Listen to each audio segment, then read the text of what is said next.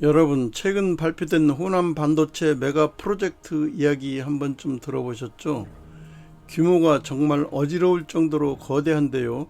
그러면 이 화려한 청사진이 현실의 냉혹한 인프라와 물류 조건 앞에서도 과연 버텨낼 수 있을지 아주 객관적으로 팩트 체크를 해보려고 합니다. 삼성전자와 SK하이닉스가 호남에 무려 800조 원을 투자해 전공정 반도체 생산 라인 4기를 구축하겠다는 초대형 프로젝트가 발표됐습니다. 정부는 이를 지역균형 발전과 대도약을 위한 결단이라 지켜세웠지만 정작 경제계 내부에서는 이상한 침묵과 의문이 쏟아져 나오고 있습니다. 일단 이 압도적인 숫자부터 보시죠. 무려 800조 원입니다. 호남 지역에 그야말로 백지 상태에서 거대한 첨단 기술 허브를 짓겠다고 약속한 말 그대로 천문학적인 투자 규모죠. 이 엄청난 프로젝트가 진짜 실현 가능한 로드맵인지 아니면 그저 꿈같은 이야기인지 파악하기 위해 우리는 6가지 단계를 거쳐 짚어볼 겁니다.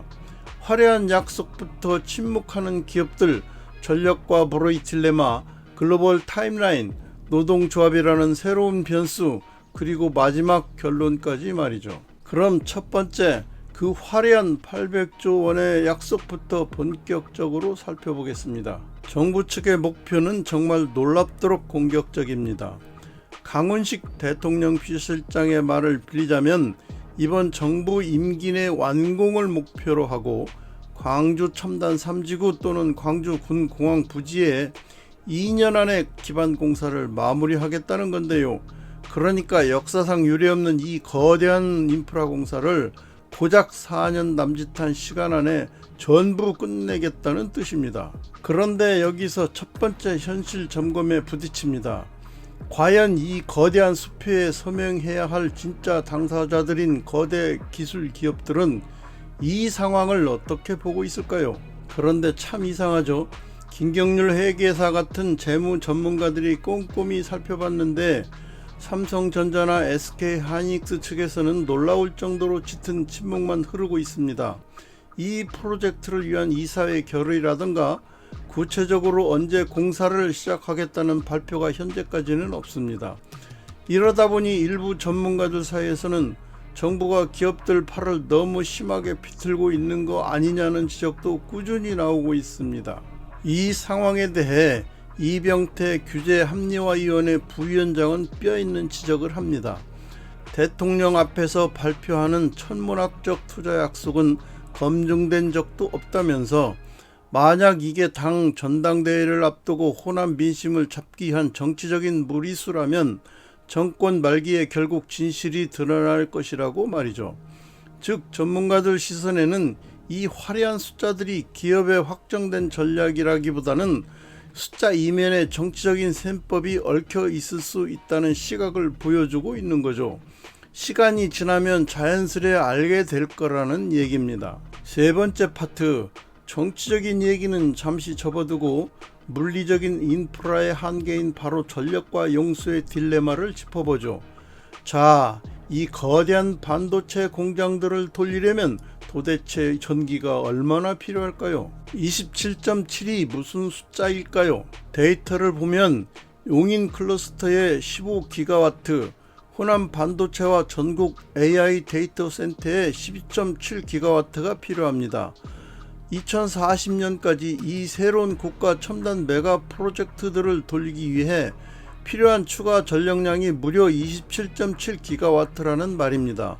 정말 아득해지는 수치인데요. 이게 감이 잘 안 오실 텐데 이 추상적인 숫자를 확 와닿게 설명해 드릴게요. 27.7기가와트를 얻으려면 아예 새로운 원자력 발전소 약 20기를 뚝딱 새로 지어야 합니다.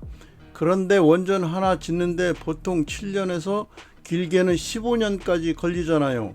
정부가 약속한 임기 내 완공이라는 4년의 타임라인과 현실의 15년은 벌써 물리적인 시간 격차가 어마어마하죠. 게다가 반도체 공장의 전기는 단 1초의 오차도 깜빡임도 없어야 합니다. 0.01초만 전기가 끊겨도 수백억 원이 그대로 날아가거든요. 공정 라인에 있는 웨이퍼를 전량 폐기해야 하기 때문이에요. 실제로 2021년 텍사스에 한파가 닥쳤을 때 삼성전자 공장이 딱 3일 멈췄는데, 그때 망가진 웨이퍼 때문에 무려 5천억 원 이상의 천문학적인 손실을 입었습니다. 전력이 그만큼 절대적이라는 거죠. 그런데 여기에 태양광이나 풍력 같은 신재생 에너지 갖고는 해결될 문제가 아닙니다. 여기서 아주 흥미로운 모순 패러독스가 하나 생깁니다. 이 거대한 반도체 허브를 가동하려면 막대한 원자력 발전, 그리고 극도로 깨끗한 물을 댈 수 있는 거대한 댐 건설이 필수입니다. 그런데 알다시피 과거 여당이 강력하게 밀어붙였던 정책 기조는 탈원전과 4대강 포 해체였잖아요. 인프라의 절대적인 소유가 과거의 정치적 신념과 정면으로 충돌하는 아주 복잡한 딜레마인 셈입니다. 그런데 이 거대한 명제를 앞두고 정부와 여당의 신념이 바뀌고 있는 것처럼 보입니다.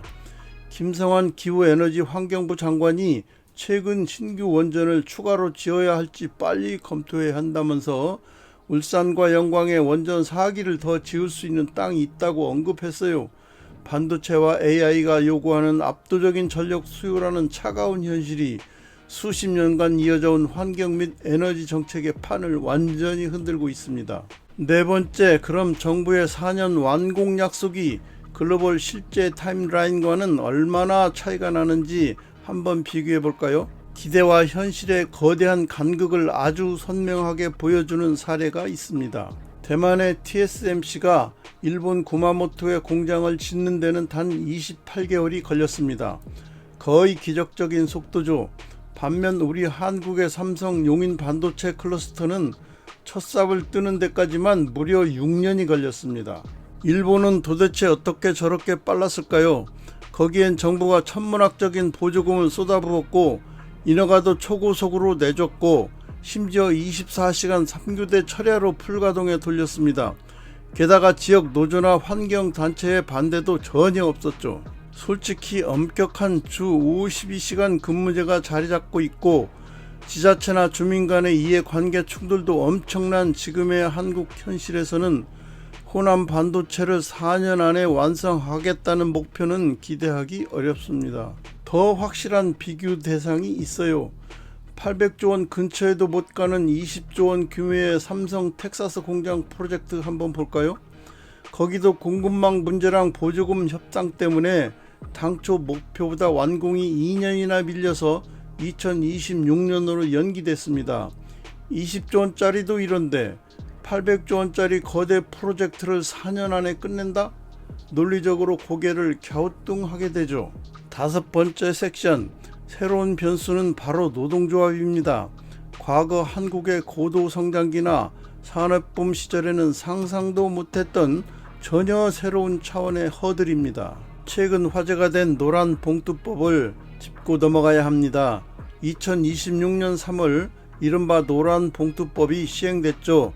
과거에는 공장을 어디에 짓고 직원을 어떻게 배치할지는 100% 경영진의 권한이었지만 노동법 변화로 인해 이제 노조는 새로운 공장 위치 선정이나 인력 전환 배치 같이 근로 조건에 영향을 주는 경영진의 굵직한 결정에 파업으로 대응할 수 있는 권한이 대폭 커졌습니다.